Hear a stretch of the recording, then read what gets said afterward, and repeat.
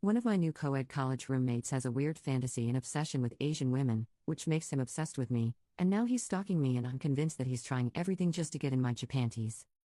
I, Teen F, just recently started college. I was super nervous but excited about moving into the dorms and leaving home.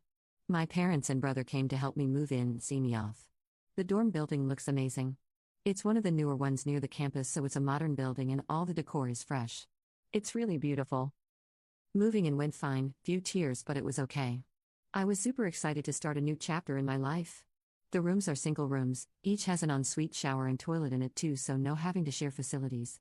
The kitchen is shared as is a common room area with a TV and sofas. It's shared between 8 people and we found out it was 5 girls and 3 guys sharing those areas. I met everyone while moving in and everyone seemed friendly and just as nervous as me. There was one of the guys, 18M, though, who was very interested in me and another girl, both Asian, and began trying to impress us with the 5 words of Japanese he knows and all the anime/video game knowledge he has. I'm from the Bay Area and I'm not really all that knowledgeable about my heritage and what's going on in Japan. Even my family in Japan, we don't really have any geeks for me to learn this stuff. I brushed that off as it's not really the first time it happened. My family moved when I was in high school and I went to somewhere that didn't have many Asian students, so some guys were interested in me based on my looks. So the other girl, I'll call her Trish for this, and we'll call the guy Chris the creep, or just Chris for short. I found out Trish has a boyfriend from high school and he comes to visit her and hang out since he goes to school not very far away. Chris also found this out as Trish told me he'd been talking to her in the common room, and when her boyfriend visited he seemed to lose a lot of interest in her. The other 2 guys I didn't talk to much, but they seemed nice. They told everyone in the dorm about a party on another floor that they were inviting people in the dorm to. I talked to some of the other girls and Trish, and everyone gets along, which is something I was worried about before coming to college and hearing roommate horror stories. But onto my horror story. Chris also came to that party and pretty much followed me around all night. We spoke a little, but he mostly just seemed to be walking around anywhere I was and watching me. After I left, he walked with me and another girl back to the dorm. She wasn't feeling well and I'd had enough, so I said I'd walk back with her, and he invited himself to help too. He pretty much ignored her and started asking me questions about boyfriends and if my parents will only let me date Asian boys. What the F? Anyway, since the first week of moving in, anytime I'm in the kitchen or common areas, he's there. The only time I get a break is when he has classes, but I don't think he goes to all of them, and he's talking about changing one of them to one of my classes. I made some other friends and I've been eating with them a lot recently. He's even showing up in those areas we eat. You could argue it's coincidence because it's a popular spot for students to go, but it feels like he's been spying on me. My room has a lock, at least, so he can't come in here, not that he hasn't tried. One time I went to the kitchen to get some snacks I had in the fridge that I could heat up and eat while doing some work. He was in the kitchen doing his work and he starts talking to me. I wait for my food to cook and just kinda talk to him a bit. Then he vanishes from the kitchen by the time I turn around and I go back to my room. He's standing in there just looking around and complimenting my room. I got really angry and told him to leave, and he just kinda laughs and leaves.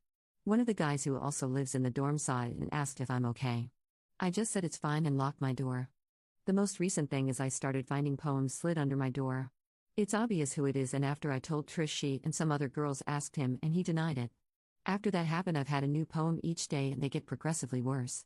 He's also recently been telling people that he told his parents about me and his dad said we'd make a nice couple, and they said he has pictures of me on his phone I don't know about. This person has no socialization skills and no concept of boundaries. Yesterday I had coffee with a guy from my classes as we were discussing some things we needed to read and where to get the books cheap. I guess Chris saw us as he was asking me who the guy was, and I told him it's none of his business. This seemed to make him mad as he left the common room and went to his room. I was told later he came out and was pacing in the hallway near my room. I'm supposed to meet the same guy again soon, as he invited me out and he was nice enough to help me, so I said I'd buy him lunch today. I feel uncomfortable that Chris will be watching me again, and I don't feel comfortable when he's around me in the dorm. I wonder if he'll eventually get the message and go away, or if this will continue, and if he does keep following me around the dorm and asking me awkward questions, posting stuff under my door and so on, what I should do about it. He's technically not violated any rules by being where I am, and it's also his kitchen and common area, so I can't make him leave or tell him when he can be there. I don't think he should get away with this though. Update.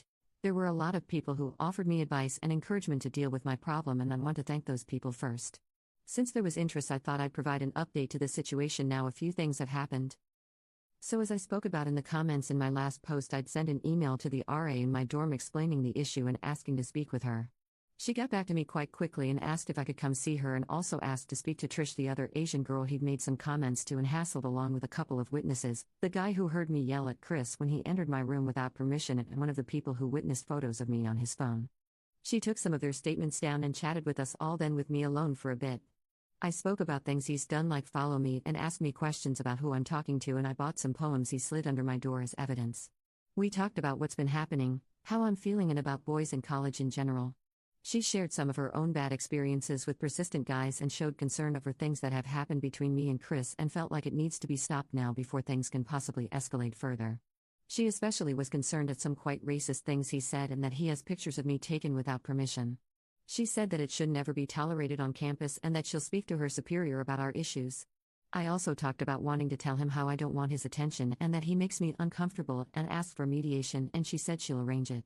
She's a nice person to talk to. I'd not spoken with this RA much but seen her around. The RD spoke with her and he decided he would bring us both into his office to try and resolve some issues. I was nervous, but the RA I spoke to before would also be there, and I felt reassured at least that she's on my side. They asked me to speak first, so I told him that I'm not interested in his advances and that his actions have made me feel intimidated and uncomfortable in my own home and around campus. He seemed all a bit naive and immature about the situation and acted like he couldn't understand what he was doing was wrong, but he did acknowledge that entering other people's private rooms without permission was wrong and apologized. When the subject of racism came up, he said he didn't think what he said was racist. The RD explained that he can't say things like that and it's against school policy to discriminate against other races or make them uncomfortable with those kind of comments, and Chris finally apologized for those comments too. When he spoke, he agreed to not pursue me anymore and to stop posting notes. He was asked to remove photos from my phone and did it there in the room. He took several photos of me around the dorm and was told it was warned about respecting privacy and about student safety. He again seemed to miss the point and not really understand what he did wrong. Chris mostly just kept asking if his parents would be informed of any of this if he agreed to leave me alone. He seemed kinda angry, but he couldn't really do anything with the RD in the room watching, and all he could do was constantly ask that. Anyway, we concluded that he accepts I'm not interested in a relationship with him. He asked about being friends and I said I prefer we avoid each other as best we can, and he eventually agreed to that too. He again apologized for making me uncomfortable and for making remarks that he shouldn't have made, along with other stuff he did like pictures and being nosy. We pretty much agreed that we'll stay away from each other, and that meeting ended. I didn't feel great, but at least I said what I wanted to say. They also addressed what I told them about him saying he wants to do a class I'm in. They asked if he's applied to switch to that class yet, and he said he hasn't. They said if he does, they'll have a chat with them and make sure we are put in different classes. After the RA spoke to me again alone, she gave me some leaflets she had and told me about a course I can take on campus to help girls with self-confidence and dealing with bad situations at parties and stuff like that, and how to look after myself. Said if I'm worried about anything to call her on her number and we can talk. I felt a little better after that, but still nervous about dealing with Chris, who now felt wronged and probably like I told on him. It turned out that after speaking with the RD alone, he requested to move dorms. I was thinking of putting in a request but was told he'd already done so.